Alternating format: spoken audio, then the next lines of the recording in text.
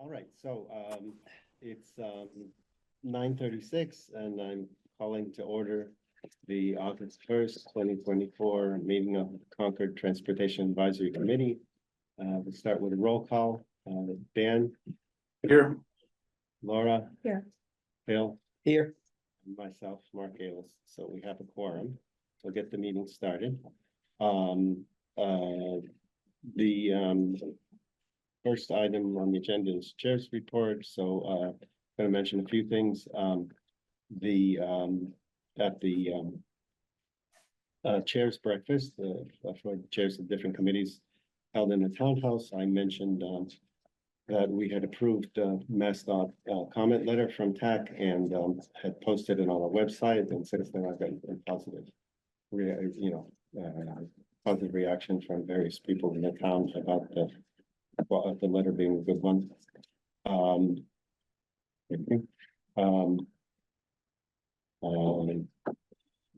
The one thing I wanted to mention is, as some or all of you probably know, there was a fatality on Route 62, Concord Road in Bedford, on Saturday the 20th, where a woman from Concord was walking her bike across the road and got struck by a car.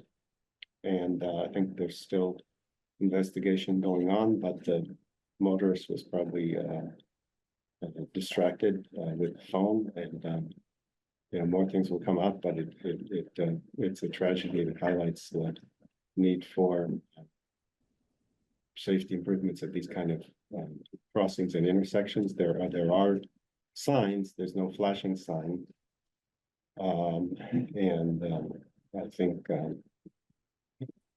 from one direction the road is curved. There's vegetation and things, but it's hard to know without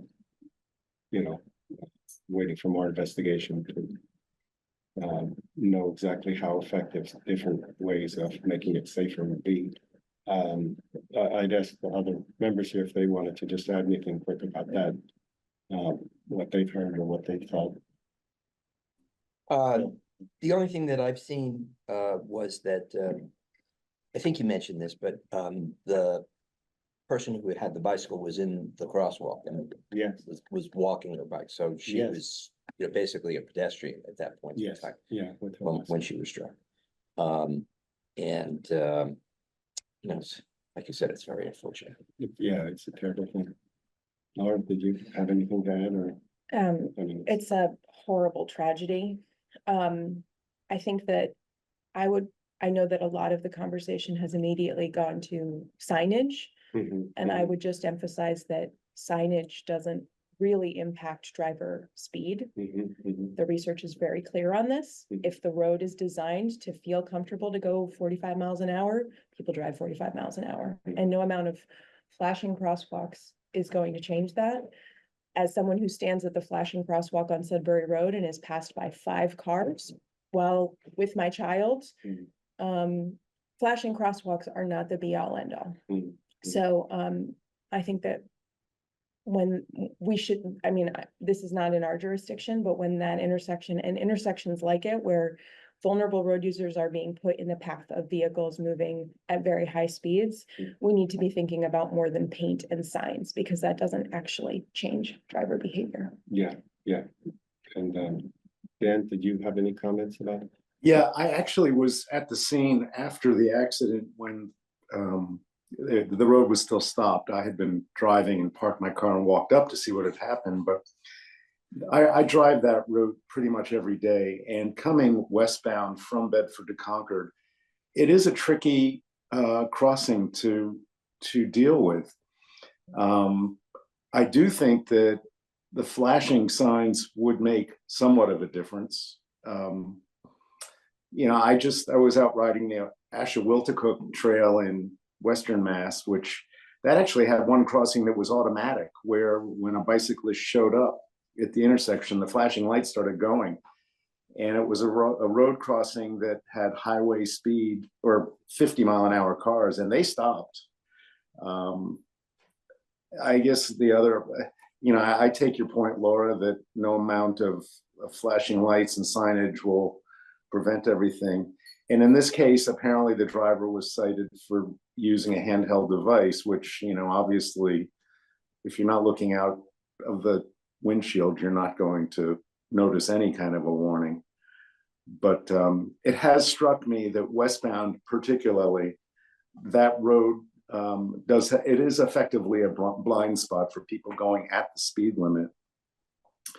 And I'm finding with a lot of the newer trails, the Freeman, Asher-Wiltecook, some of the other ones, that the lights, the rider activated lights do make a difference.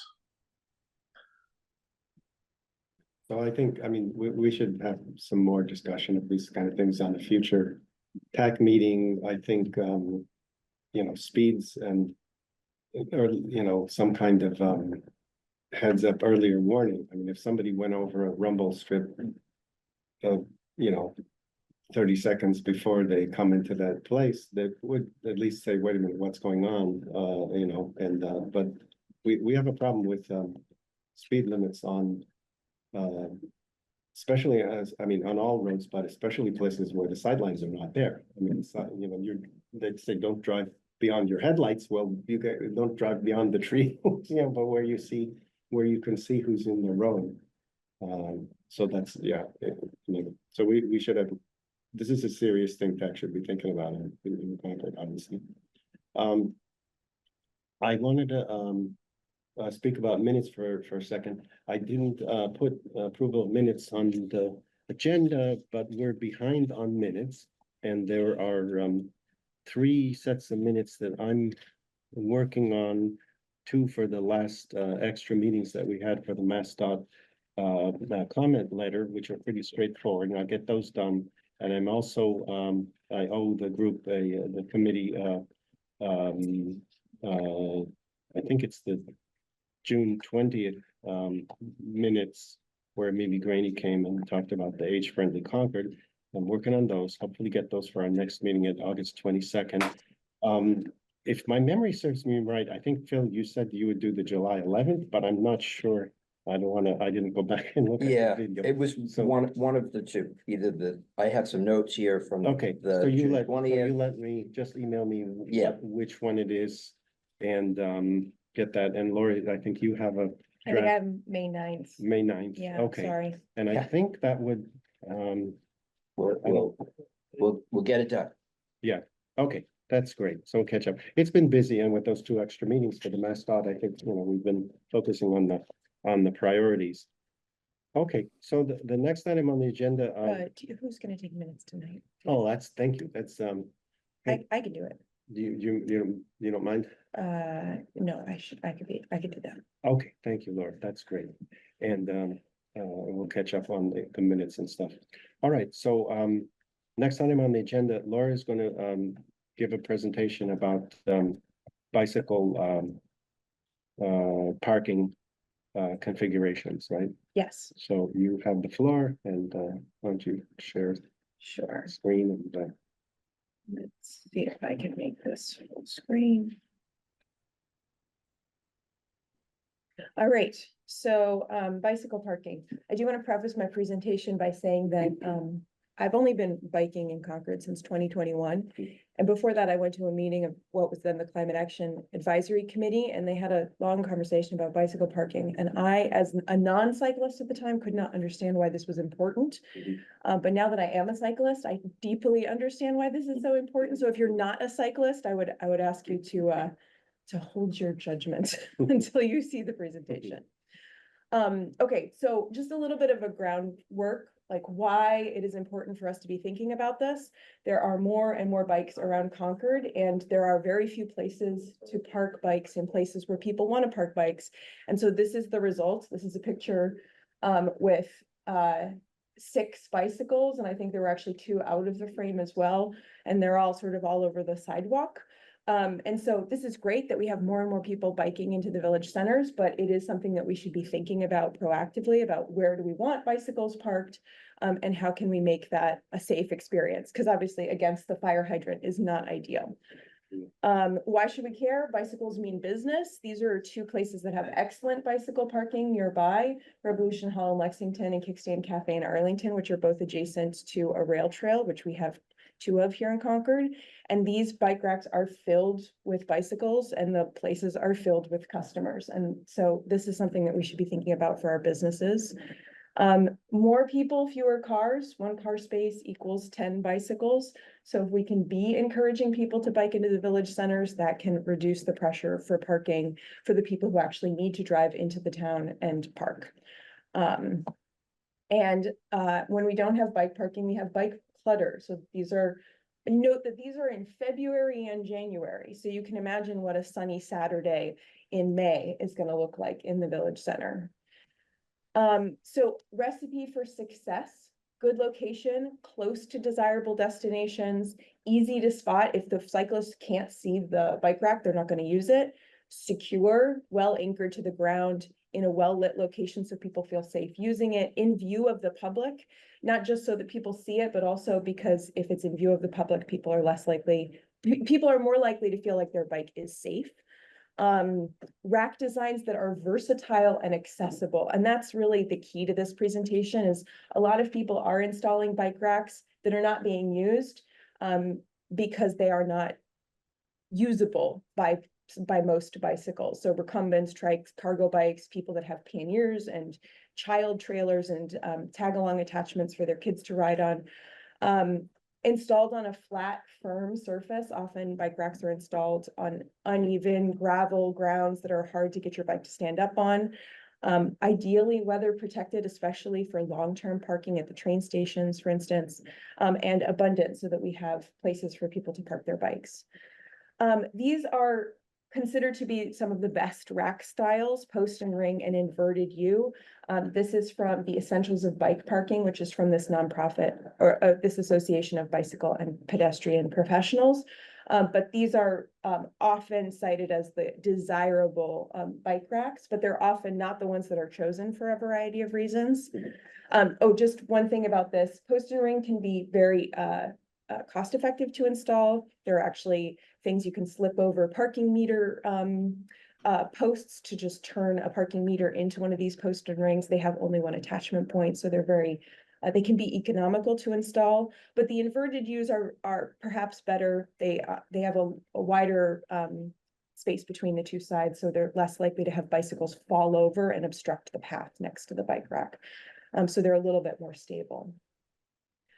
This is what the city of Boston has gone with. This is their standard bike rack that they put in public places. And they have a huge bike parking guideline document that I can see Now in the record. that we have copies of here today, but it's very easily accessible online if you just look up bike parking guidelines. We should For the city of post it on our Boston. Yeah, page. And I Yes. sent a link to Yeah. our staff. Sure. And Arlington also has great bike parking guidelines. I just want to point out some really excellent examples in Concord. The Bruce Truman Rail Trail parking is certainly like the gold standard in Concord. It's it's covered, great rack styles, good spacing, next to a lot of desirable destinations. The Fowler bike rack is also very well used. You can see that photo was taken in February. Some other great examples from private developers is the Concord Market and Umbrella Arts Center.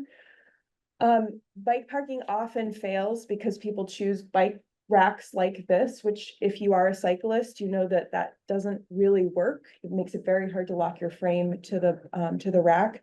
Also, bike spacing or the spacing of the racks is a problem. The wave racks you see in that photo were too close together for the bikes to actually fit into those racks as designed. Often they're installed too close to a wall.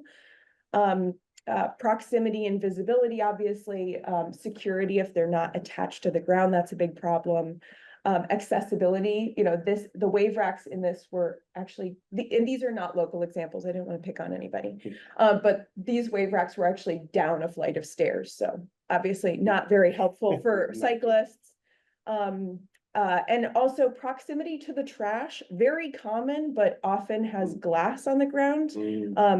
So that's something to avoid. These are from, that sort of best practices guide, racks to avoid. You can see that, I'm sure you've seen some of these kinds of racks around town. We have coat hanger racks at the West Concord train station. We have a lot of schoolyard racks at private properties and wave racks. A few wheel wells. I haven't seen the other three. But I want to give you a couple of examples. So this is the Monument Square, bike parking. These are great designs that post and ring, close to destinations right downtown in Concord Center, smooth level surface. They're well anchored to the ground. They're in this poured concrete foundation, and there's a water fountain right next to it. But these are not used very much, and you may not recognize them because this is what it looks like from the street. So you can see that if they're not visible, people are not going to use them, because I didn't know that they were there until I was walking around every building trying to find the bike racks in Concord. And this is somebody who bikes into Concord on a very regular basis. This is another little case study, the townhouse. These are a very common rack design. I think the town installed these all over town. They're not a great rack for locking bikes. This particular location also very uneven gravel surface. That curb is very high, so if you have a disability or if you have a heavy bicycle, it's actually quite difficult to get your bike up onto that surface. And it's not particularly visible. However, there is lighting there, which is fantastic. And it's right next to an entrance to the townhouse, which is fabulous. Right next to the ballot drop box too, which I have used it for. So you can see this is kind of the problem with that design, is that it only really accommodates 2 bicycles, and it doesn't do that very well. It gives you the impression that it would accommodate more bicycles, but it does not. Here's a third case study. This is on private property, I believe, in Concord Center. Obviously, the rack design is a problem. It's right up against the wall, so it can't be used as designed. But the real problem is that it is completely invisible. So it's in the back corner behind a bunch of stuff. Again, I only noticed it when I was searching out bike racks around town. This is the back of the bookstore? This is behind Cafe Nero and the sports equipment store in Concord Center. And the interesting thing about this particular one, and why I wanted to call it out, is that when Cafe Nero applied for parking variances, when they were under construction, the planning board asked them to install a bike rack. I can't say for sure whether this is the bike rack that was installed. However, it is the only bike rack in the vicinity of Cafe Nero. And so if we are going to use it as a way to grant parking variances, we need to have some guidance so that this is not the result. Yeah. Because this is not being used, and so it's not serving its intended purpose. So I just want to point out that we have already identified a need for better bicycle guidelines and standards twice in reports that were commissioned by the town. So from 2013, it was recommended that we include short and long-term bicycle parking standards in our zoning bylaws, including bike racks, standards, provision of on-street or publicly available bicycle parking. So this is from Nelson Nygaard in 2013. In 2019, this was the Concord Parking Code Analysis that was prepared by MAPC. They recommended that we consider implementing bicycle parking requirements for large-scale developments, and this was more to do with the number of bike racks for certain developments. What are our neighbors doing? You can see that the Acton train station is like amazing for bike parking. Those beige boxes are bike lockers. So if you're going to go overnight, you're going to go into the city all day. There's a very secure place for your bicycles. There is abundant bike parking.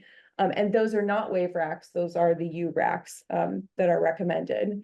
Lexington Visitor Center also has some great bike parking around town.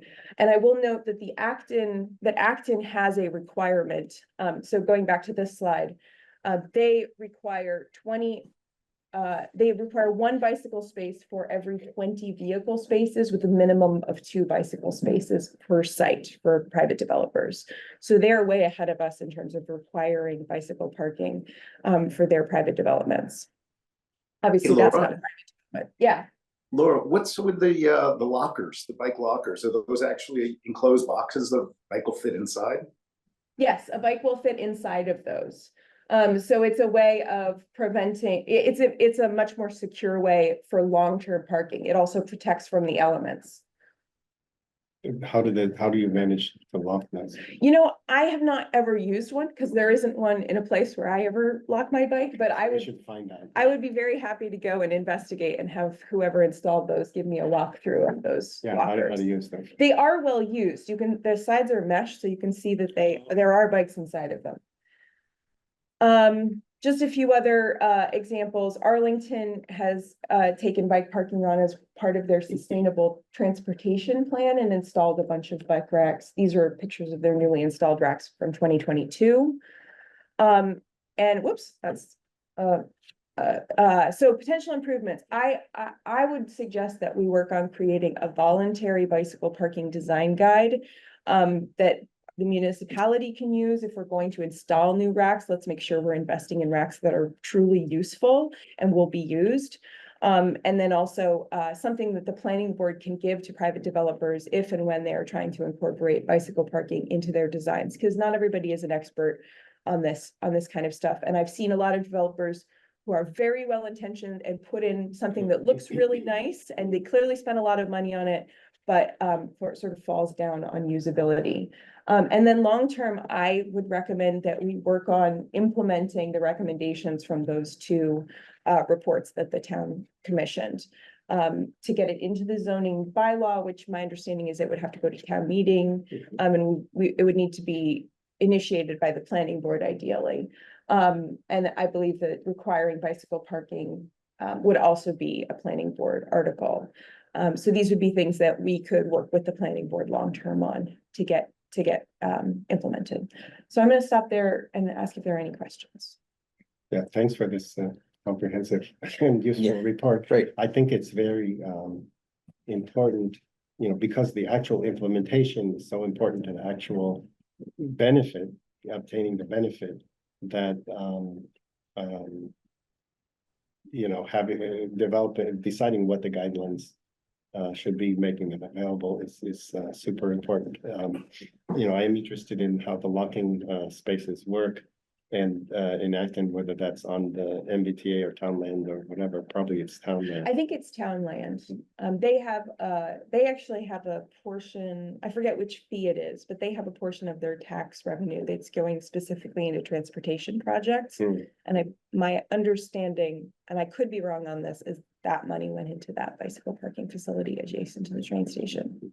Phil, did you have some? Yeah, I had a comment. So this is a great presentation and I appreciate it, since I'm a cyclist as well. There's another sort of realm of bike parking that you didn't make mention of, but we both have experience, and that's sort of pop-up bike parking when there's an event. And I'm thinking in particular that we have the 250th anniversary coming up. And it strikes me that maybe the recommendations could include what to do to encourage the use of bikes instead of cars when you have an event. And that is sort of an alternative to a permanent infrastructure thing. So you would have a bike parking lot like we've had a couple of times where we've hired a vendor, which is, I think, has been Mass Biking both times. They set up basically a corral that's secured by someone who is a gatekeeper, and then set up temporary bike racks just for that purpose. And then once the event is over, the corral is collapsed and is off the front lawn of the library. And, if you recall, we did that a couple of years ago with in connection with, I think it was the book fair and the Climate Fest and that kind of stuff. I can think of a bunch of other events where that would make a lot of sense, like Ag Day and the Stowe Street Block Festival. And yeah, I think that's a great recommendation. So in connection with that, I think, and this is also true of the bike parking in general, I think we need to figure out a way to alert people as to where the bike parking is. Yes. So, on the temporary thing, could set up some temporary signs, but for the permanent installations, maybe one of the tasks that can be undertaken as a follow-up to the stuff that you did, Laura, is to memorialize that in a map or on the GIS or something.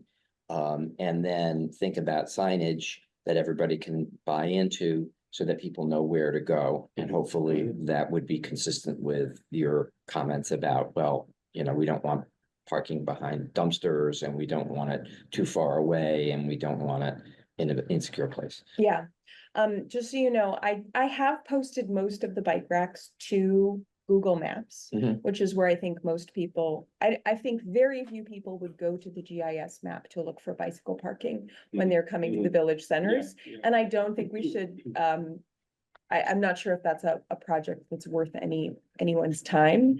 However, I think, making sure that it's on Google Maps is great.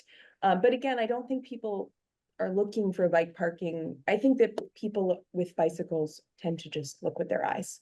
And so I think that the signage piece is the most important. And maybe this is a project that we'd have to work with the Historic Districts Commission on to figure out, is there appropriate signage that could go into Concord Center? And then similarly working with the West Concord Advisory Committee to find appropriate signage. So that could be part of developing, in the short term, sort of developing the signage recommendations as well. Yeah, I'd throw the visitor center on that lot, on that Mm-hmm. list too, because they're Yeah. a place where Right. people ask questions. Are you Yeah. aware of any apps that include, along the lines of what the Blue Bikes have, where, it shows you where the parking areas are for when you drop off a Blue Bike? Are you aware of any apps that might be applicable where we could just designate them on there and people have an app they go to? Again, as somebody who rides a lot, I don't think people are gonna use that to find bike parking necessarily. I mean, I think if they're looking for long-term bike parking, because they're gonna get on a train or, but I think in the village centers, that just has to be visible. Or if we want it to be successful, I think visibility is the most important thing. I think that these are all great ideas and that, visitor center, they should be able to inform people, we should give them the information. Phil, do you think we could get some pictures of the pop-up racks from that? Oh, yeah. I can pull them up if you'd like. Yeah. Yeah, well, we should add them to your report if you would. Yes. We can post it, because Yeah. I think that's super important. Yeah, I'm sure we have pictures from the events that we've done. Because it's one of those things of I don't know what you call it, but the peak demand it can be very high. And Well, it's coming too. and I it's think we coming. know it's coming in a And we year, have in a a year, very less than a special year, peak demand. right?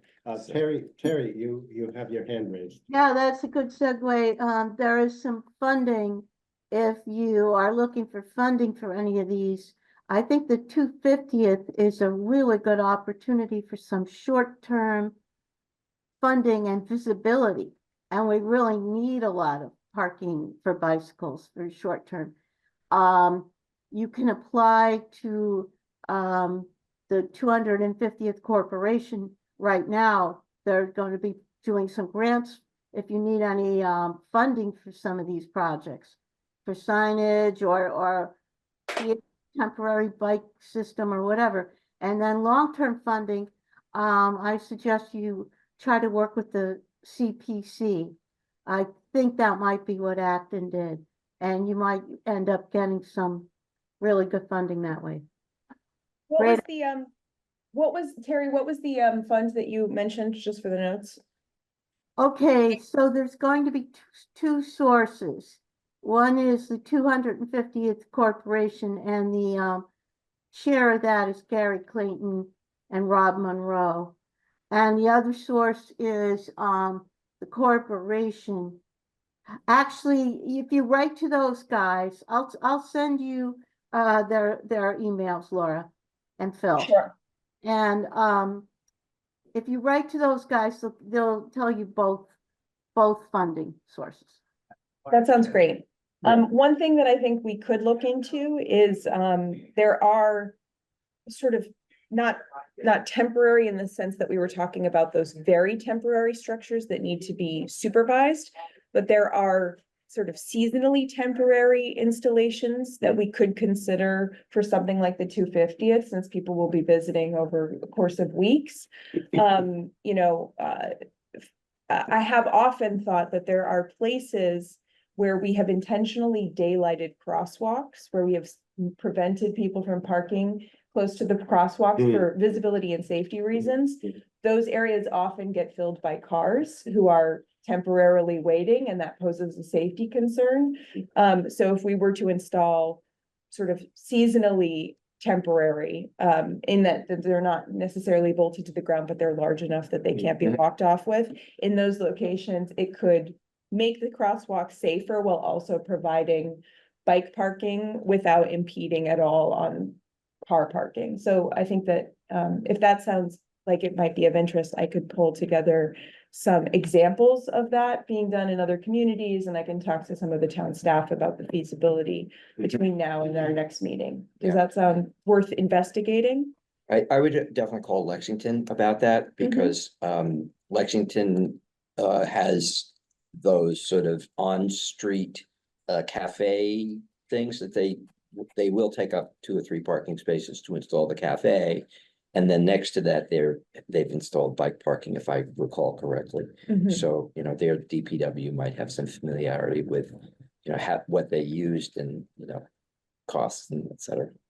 I would also think it's useful to identify some examples and sources of those temporary or movable types not bolted down that actually are functional, because I think like the example behind Nero is an example of a big one that's may or may not be bolted down, but it's not very functional for a variety of reasons, including its basic design. So of all the possible temporary ones, I'm sure some are much better than others. Yes, I will just, it was one picture that I can show. This is not a perfect example. However, you know, this is, there are products similar to this, which are sort of these large on-street installations where pieces are bolted together, and they will have those individual U racks, and they're all sort of grouped together with flat, I don't know what but a metal piece on the bottom that's easy to roll your bike over. Right. So there are, So it's the U Yeah. U frame turned into that and spaced apart appropriately. Yeah. Rather than jammed together. and I just want to be very clear, obviously, I'm not proposing we put something like this in the historic downtown. I understand that this is not appropriate for Concord. It's just an example of a product that exists. So, but I'd be happy to pull together some more appropriate examples for Concord and bring those back. And the thing that I'm, just to be clear about what I'm talking about, sort of seasonal bike parking that could be rolled out for the warm weather months and put away during the plowing season, so that DPW wouldn't have to work around. Yeah, no, and you know, you have to think about storage, et cetera, but having the town invest in certain things that could be put on. And that's probably also something where a temporary one, if they're sort of stackable by Public Works, so that they're more, you know, storable. I mean, there are a lot of factors there. Yeah. This is good. Hey, Laura, do you have any idea of the cost of, say, a permanent U installment for 8 bikes or so? I don't, but I'd be happy to look into that for our next meeting. Okay. That would be very helpful. I'm gonna entertain a few brief public comments if anyone wants to comment on this particular agenda item. Do I have any takers? Ellen? Just that sounds like trying to do things in conjunction with 250 has the advantage of dealing with short-term bike needs, but also visibility. I mean, everyone's going to be in town, so the more that we can create signage for existing bike parking and create visibility of what's possible, I think that helps a lot. When people see things, they are more apt to adopt them. Okay, thank you. Janet? And can I have names or addresses for the record? Ellen, do you Oh, mind? 206 Prairie Street. Thanks, Lauren. Go ahead, Janet. 1647 Main Street. That was a great presentation. Thank you. I'm just thinking, how do we encourage more people coming by train or to use the bike racks? You can, if you're off peak, you can take your trains on the commuter rail. If you're a commuter from Concord, you can, obviously park at the train station, but so few people do. I used to do that regularly when I was going into Mass General Hospital to work. But I'm struck how few bicycles there are at the train station. I'm thinking, and especially with West Concord, where you have the Bruce Freeman Rail Trail, which is right there, bringing people safely to West Concord. It would be really nice to see some way of encouraging people to use their bike to get to the train. If I Thank you. can I have one more moment? Of course, yeah. So, I cut this for time, but, wait a second. Oh no, I've lost it now. Oh, there we go. My screen sharing is paused. Okay. So one of the things that I think another potential action item, a short-term action item, would be to write to MBTA and ask them if it might be possible to improve the bicycle parking facilities at Concord Depot. These racks, while they look very secure, are very difficult to attach most standard U-locks to, and they're actually rusted through in a number of places. This is always a bad sign when there are cut locks around the bottom of a thing. And you can see that there was one instance where I was forced to lock my bike to a bench, which we want to avoid people having to Right. do that. So this is not within our jurisdiction. This is on MBTA property. So this would have to be an action taken by the MBTA. But there are excellent examples of bike racks on MBTA property elsewhere. Wellesley, one of Wellesley's stations has a fantastic covered bike rack, and I'd be interested in, I could reach out to them and find out how they, whether they got the MBTA to do that for them. And MBTA will do elaborate things. So at Alewife Station, there's an entire bike Yeah.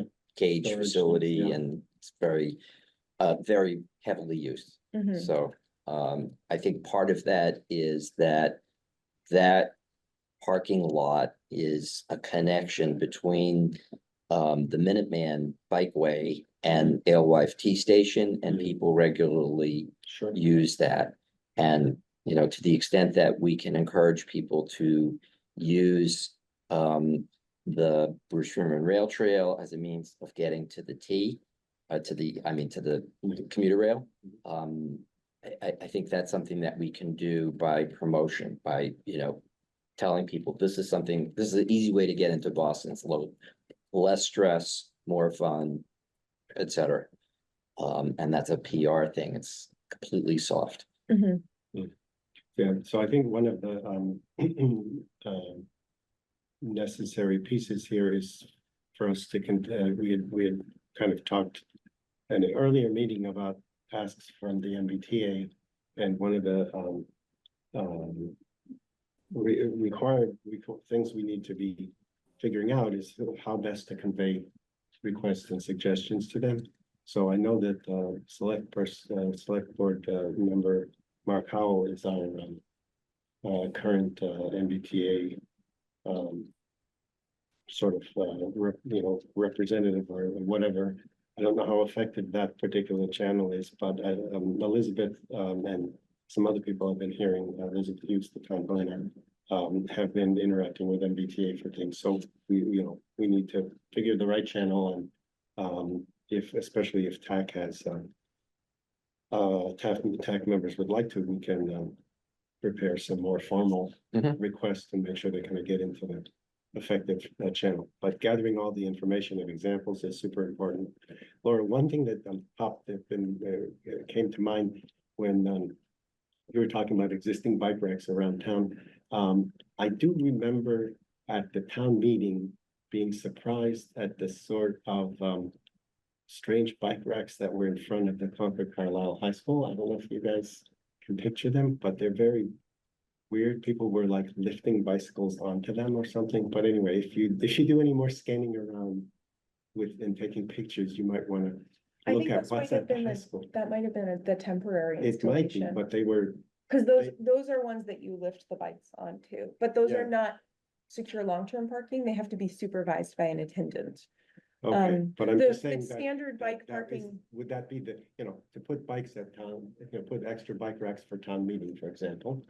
Were those Mhm. good ones or bad ones, were they the best option or not? I mean, it's a kind of a test case, cause I Yeah. only saw like 2 or 3 bikes on all of these, and I saw some younger people having to heave bikes up onto things. Yeah. Which if you had a heavy bike, that's definitely not ideal. it would not, yeah, it seemed to be more like a sculpture than a.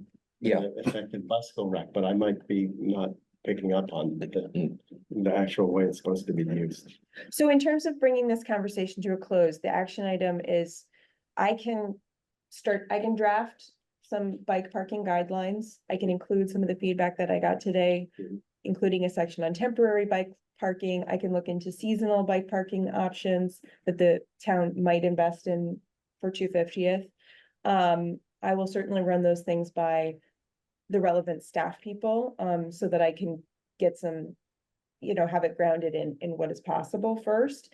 And then I can bring that back, at our next meeting. Yeah. And we can talk about it then. That sounds great, and I want to mention too that at a previous meeting, when you mentioned collecting examples of good installations and effective stuff, I know that the town planner Elizabeth Hughes expressed a great interest of the planning board and planning division in having that information available, because I think the exact version, the exact type and the implementation makes a lot of difference. So it's not just, oh, there's something there that you could possibly Mhm. lock some bike to. It's more making it really most useful. for Yes. the benefit.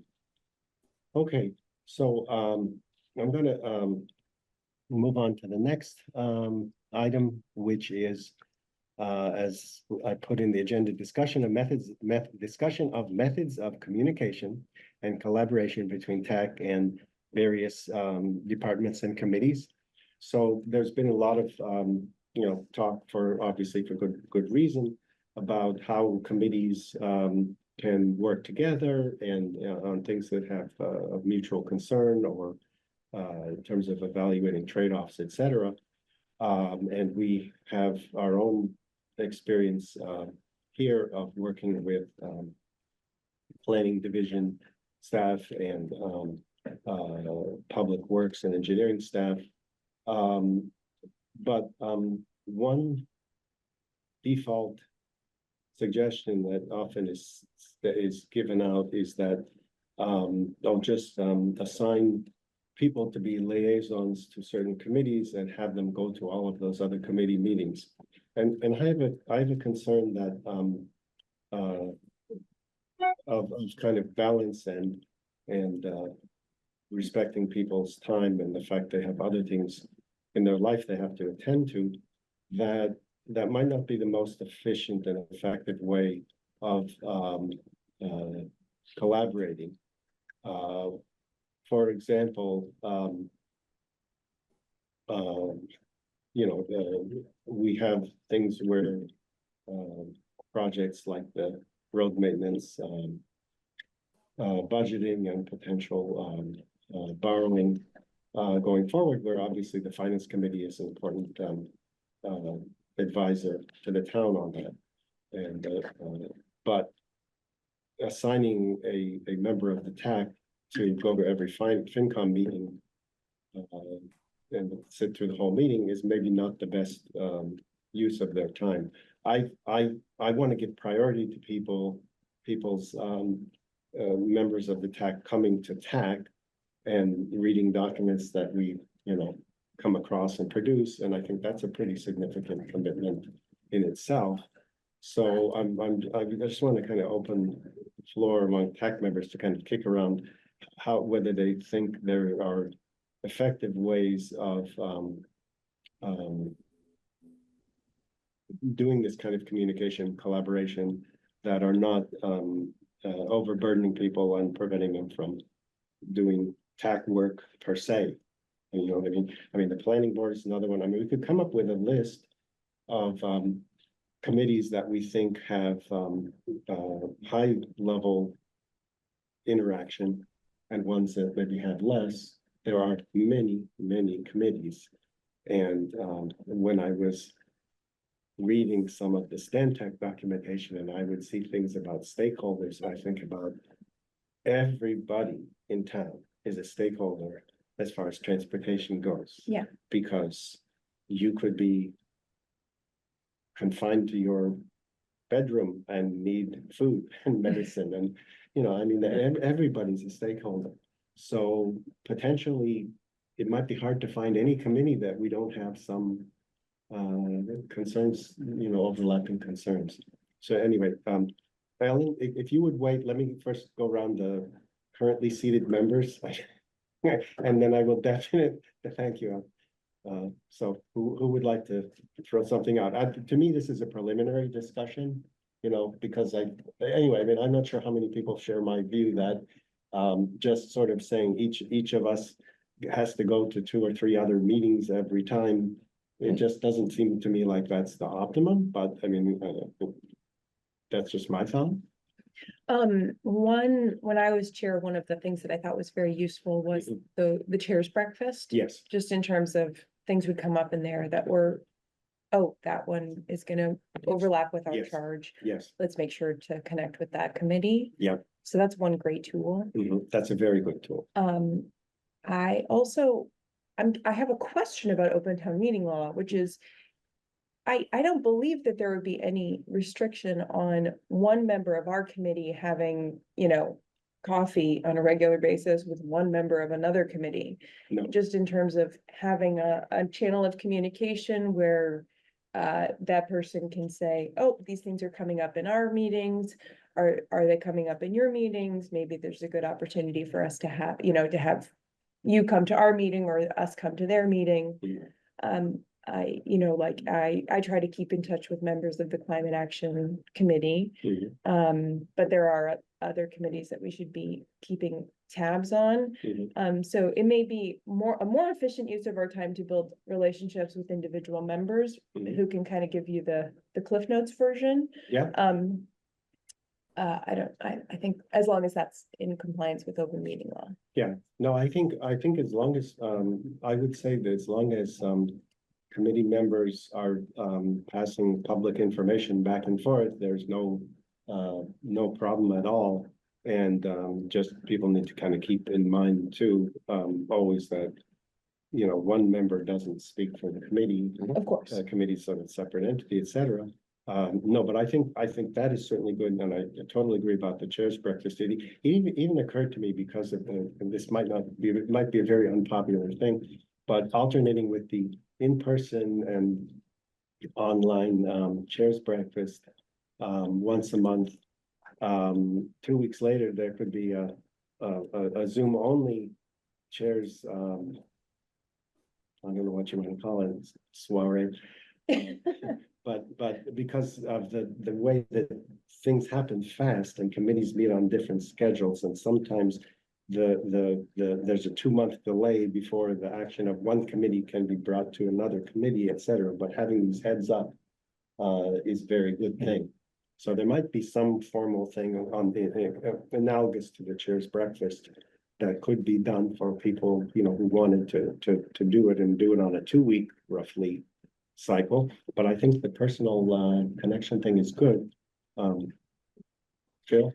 So I think I like your idea of, you know, sort of making a list of committees and then picking out ones that are of the highest value for us to be in good communication. Yeah, with. I think getting a consensus on that would be helpful. So, you know, maybe that's a task that we can undertake for, you know, offline and then, you know, bring it back for the next time. Yeah. I think the other thing to do is to think about being sort of tactical about attendance at meetings. So, you know, this week, I don't think it's a big deal to communicate with FinCom.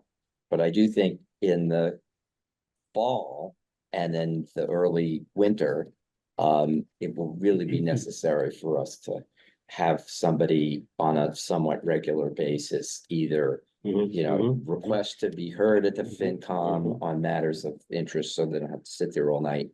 Or, you know, some other means to get people at the FinCom, because, you know, not to beat the dead horse, but at the town meeting, I think it was either the town manager or the select board chair said, you know, we're kind of relying on TAC to give us some input. Yes, yes. With respect to Yeah, the DPW's request for next year. absolutely. So, you know, I think we have to keep that as a goal of accomplishing that task Right. for them. And, you know, that's part of this as Yeah, well. I think FinCom is, I mean, in many things that we discuss, people say, great idea. Who's gonna pay for it? How are we gonna pay for it? So I Right, think, well, I that's, think that's super important. So FinCom is certainly one of those priorities. I like the idea of people bringing back to the next meeting, the committees that they think are, you know, just think about it a little bit offline and also, again, if people are in regular communication with somebody who's right now active on another committee, that's another thing to say that they can kind of help keep up to date on it. Dan, did you have? Yeah. any- It seems to me that the chair's breakfast is just a really good tool at this point. I mean, I'm kind of ignorant as to the inner workings of it, but do most committee chairs attend those meetings, those breakfasts? I don't know about most, but I mean, I've been at, well, the most recent one, given that this is like peak vacation season, was pretty sparse, but they were in, I forget if there was anybody online, but anyway, there was probably like 10 people there, but sometimes there are 30 people. Yeah. But It would- there it were would Yeah, no, it would seem to me that that's the kind of mechanism that you really need in order to keep the committees engaged with each other, at least to know what's going on, and then, you know, designating, you know, or identifying interactions that you have to make, you know, where it's appropriate to be talking with FinCom or natural resources or whoever, you know, is relevant to the issues that come up at that time. Is it permissible for non-chairs to attend those breakfasts? Because you could have some sort of a rotating attendance if it Yeah, becomes you could burdensome. definitely. It's not too burdensome for the chair to go once a month. And like when Laura was chair, one time she asked me to step in when she couldn't make it, and that's absolutely fine. People typically do that if the chair can't make it. And it's probably better, you know, most committees have something to report once a month. And I think it's much better to have somebody there to report and to tell people, hey, this committee is doing this. And it is really good. And I've heard from other people who long-term involvement in town and who feel that the chair's breakfast is probably one of the most valuable and high-functioning gatherings in the entire town. Nothing else really comes to match. Just to answer your question, Dan, though, anybody from the public, it's a public meeting, anybody can attend. And they used to be in person only, but it looks like they've gone back to being There you hybrid. go, yeah. So the next chair's breakfast is on Wednesday, August 21st at 8:30 a.m. And it is a hybrid meeting, so you could attend via Zoom. And that's true for all members of the public. It is one of the best overviews of Yeah. what's happening in town, It- by far. By far. best going. And often the best thing is that the chair will give the summary, and if you're there in person afterwards, you can snag the chair of whatever committee said the interesting thing and ask for more details. So it is a really excellent opportunity to get more information about what's happening in town. And since again, it's the chair's reporting on what the committee has been doing, et cetera, that you're not it's not a deliberative type body. And at the last meeting, Mary Hartman, the select board chair, who's chairing the the meeting, was saying this is informational, it's not back and forth question and answer. It's like, each chair gets up and just states what they're working on, what they've been doing, etc. Terry, did you want to speak? Yes, yes. Can you hear me? Yes. Recovering from COVID. I'm so sorry. I hope you feel better soon. Yeah, I'm doing better. So, some committees that I highly recommend and I know you're gonna do this next time, are of course, Public Works and Planning and the 250th committee for sure. And, what I'm thinking, Mark and Laura, with your remarks, kind of putting them together, if you had a liaison, the liaison could decide, let's say Phil is the liaison for FinCom. Oh, this month they're not doing anything that I need to go to, fine. You don't have to go every time. Also, you can decide to go to the meeting or meet with someone on the committee. So the liaison could, manage their own time and figure out, okay, I'm liaison for 250th. Should I talk to the chair or somebody about getting a grant right now for that bicycle rack? That kind of thing. And so I'm really glad you're having this discussion, because I think TAC will be really, really effective when all your ideas can come out and be shared in the other committees. Thank you, Terry. Alan, did you, why don't you take the floor? I think a Go lot ahead. of what, okay, well, a lot of what I said was gonna say was already stated, but one thing, I was on the chair's breakfast because I was chair of the personnel board for like 3 years. And what sometimes is asked, and I think it's a really good practice, is not just only to summarize what you're doing, but to ask where you might need help from other committees. So it's a proactive opportunity to say, I'd like some help in learning how to fund blank, or I'd like to know more about, I don't know, the planning process for XYZ. So I think that's also why chairs it's a really great networking event. It's only an hour, so 30 people, 30 committees, you don't have much time. That's the only downside, is it's really short. I kind of like Laura's idea. I just give a personal example of maybe personally proactively connecting in with different groups on a project basis. Like I'm working right now and trying to put a visitor center in West Concord with bike racks and restrooms based on economic vitality survey. And, it's kind of funny. It's just, you figure out who you have to talk to, and it's a combination of folks. So, it's kind of do it proactively and then pick a committee that you can kind of buddy up with and get to know, because a lot of the stuff might get an agenda if we proactively say to planning or to finance, hey, we think you should look at XYZ, because each committee is going to focus on their sphere of interest and collaboration. I think TAC actually cuts across so many different committees that we'll probably think about collaboration more than most. Thank you, Alan. Yeah, I think that's right. And that's, that I think that's absolutely true. That's one of the reasons why I'm a little bit concerned that we prioritize and make realistic demands on people's time. To be effective. But this is good. So why don't people think about the priority groups or ones they have special interest or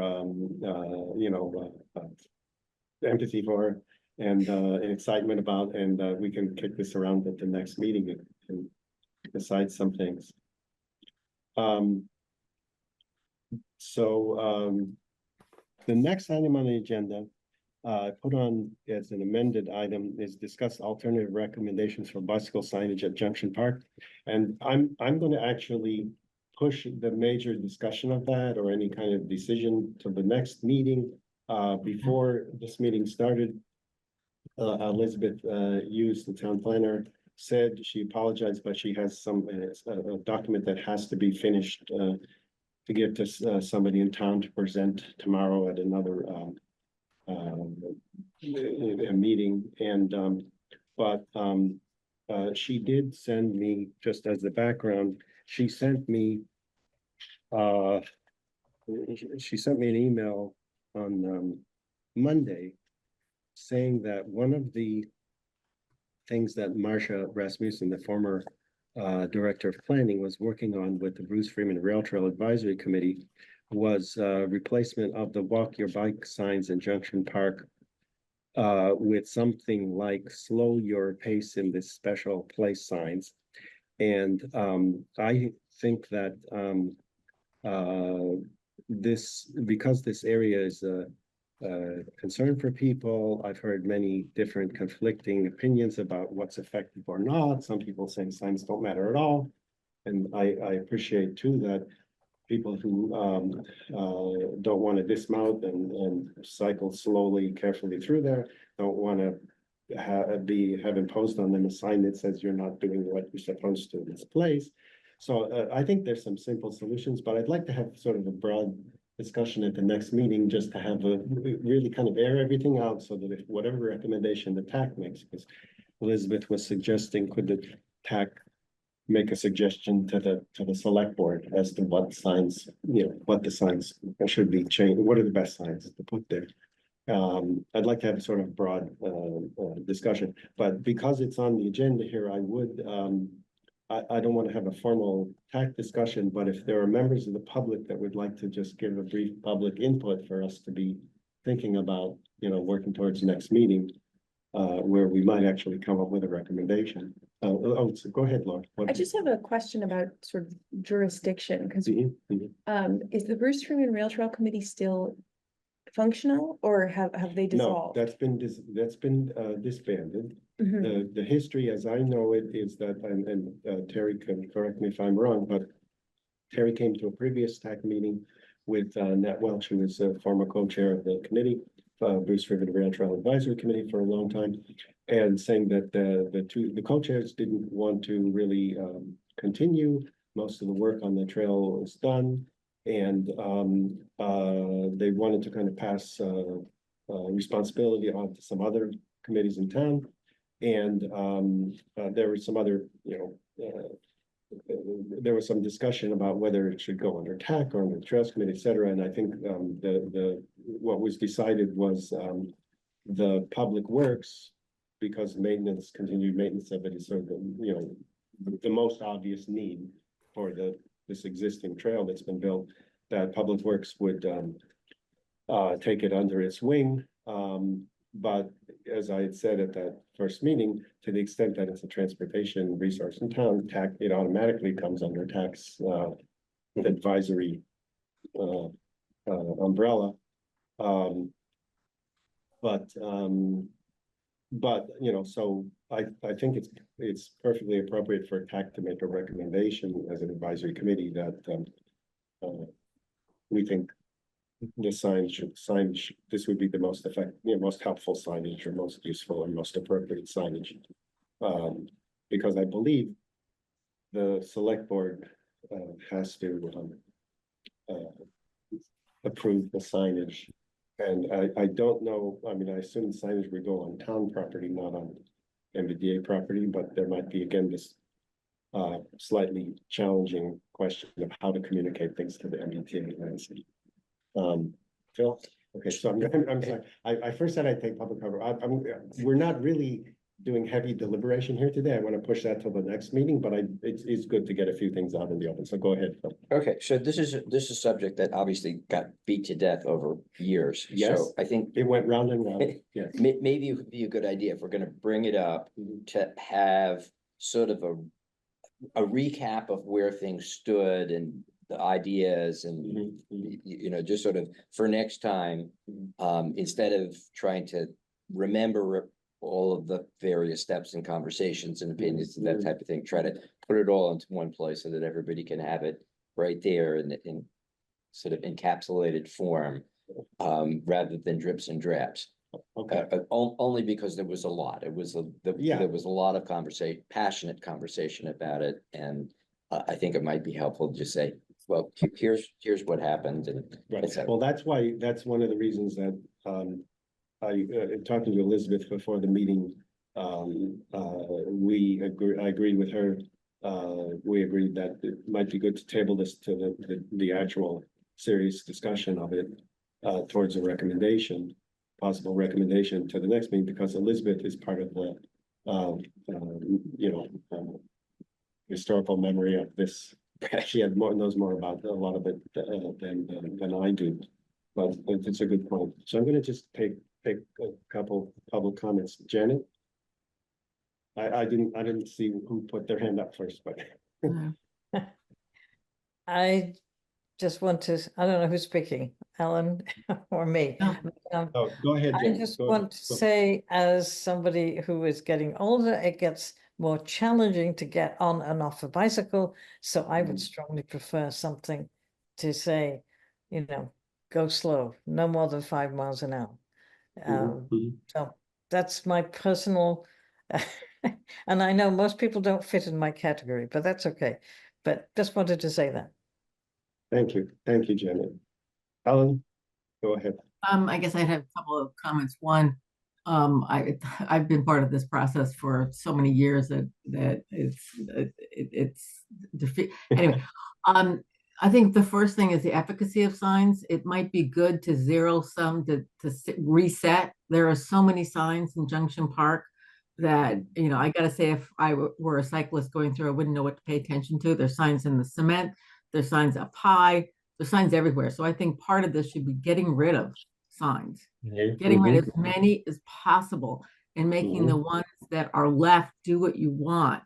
I actually think people should get off their bikes, but you know, once you figure out the goal is, if the goal is to get people to, you know, if it's walk versus ride or walk versus ride versus slow down, that's one goal, and a big sign that, you know, is clever and gets people's attention might have better compliance than a whole bunch of things that say, don't do this, don't do that.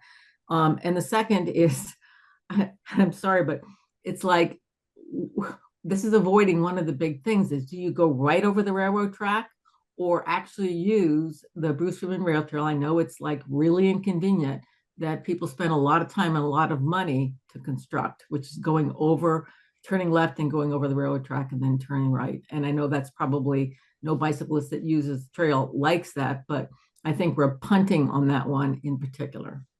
My 2 cents. Okay, thank you very much, Alan. Yeah, I think the sign clutter and what's effective is something we can talk about. And one of the reasons also to I want to move the main discussion to the next meeting is Elizabeth said there may be some updates about modifications to the path. At least I'd like to get a status on that, because that's another piece that interacts with it. Thank you. Okay, so any other comments on this? Prepare your thoughts and we'll hopefully get some updates from Elizabeth at the next meeting. But it's good to, I feel like it's good to start the discussion. Okay, so next item is liaison comments. Terry, do you have some comments for us? No, I've already spoken a couple times. I'll look forward to the continuation of these discussions. Okay. I've sent that email now to Gary and Rob, the co-chairs of the 250th, to send information to Laura, Phil, and Mark. And if you Okay. don't hear from them, you know, or feel free to reach out anyway. You guys were all copied on it. Thank you very much. Thank you. Yeah, and I believe that there might be actually a transportation subcommittee, or at least there's certainly one of the subcommittees is dealing primarily. Yeah, I think it's a public safety subcommittee that. Okay, It encompasses transportation. yeah. Tanya, please identify yourself. Hi, Tanya Galis, 62 Prescott Road. Hi, about the flashing lights at dangerous intersections, I think another consideration would be just standard red and green lights. I think drivers pay more attention to those. I was in fact driving on Sudbury Road at the crossing of Seven Star Lane yesterday, and there were flashing lights and there was nobody to be seen, and I was confused, like, is anybody there? Have they already crossed? I stopped out of caution, and someone was cycling very slowly across that. So, but flashing lights can be confusing, but red and green lights work. So that's something else to throw into the mix. Thanks. Thank you. Okay, so if there's no further public comment, I will adjourn the meeting. So I do have Oh, go ahead, a Phil. couple of, Sorry. a comment and a question. Okay, The comment is that I had opportunity to talk with Megan Zamudo and Elizabeth Hughes mhm, a couple of weeks ago. We were talking about some stuff not directly related to the committee, but they did relate that there is a job opening for new transportation planner. mhm, And the hope is to get that person on board in the fall. So, you know, we should be aware of Mhm. that. So no one's been hired yet, but Right. you know, there's advertising for that position right now. The other thing is, can you realize this isn't on the agenda, but can you give us at least a quick update or status on where things stand with Stantec and taking next steps on our transportation plan? I was hoping to have something substantial, substantive to give on that, but have not gotten word back from staff on that. I understand that they have been, you know, again, working on getting Stantec going again. I think that has started, but I don't know 100% for sure. And that's one of the things I will when we, you know, talking continuously to Steve Dukran and Elizabeth about making sure that's happening. I think it is, but I had asked several times last week, could I get an update so I could provide one Yeah, for okay. this meeting, and I have not All heard right. back. Thank you for trying. No, but yeah, no, it's a good, we need that, and